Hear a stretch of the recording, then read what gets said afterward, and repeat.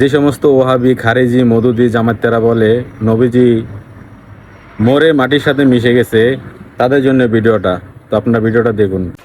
আজকে মাহফিল আসতেছি, মোবাইল টিপতেছি, হঠাৎ করে দেখি এক বক্তার ওয়াজ সামনে আসছে। রাসূলকে মরা বলা যাবে না, আল্লাহ বলেছেন মরা। তুই বেকুবকে মাওলানা তারেক মানোয়ার সাহেব আমার নবীকে মরা নবী বলেছেন।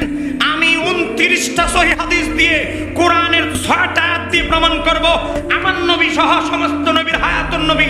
আপনি যদি বসতে লজ্জা পান, আপনার কোন অনুসারীদেরকে আমাদের সাথে ফেস করান বসান, আমরা বিশ্ববাসীর সামনে তুলে ধরতে চাই আমার নবী হায়াতুন নবী, হায়াতুন নবী, হায়াতুন নবী। চিৎকার দিয়ে তুই হাত উত্তোলন করে বলে ঠিক কিনা। আজকে তারেক মানোয়ার তার ওয়াজে বলছে, সে বলতেছে নবী তো মৃত, নবী তো মরাই, নবী যে মরা এটা তো কোরআনই আছে। একটু জোরে কর না। এ বলেন আমার নবী কি মরা নবী না হায়াতুন নবী? আমার নবীকে মরা নবী বানানো হচ্ছে।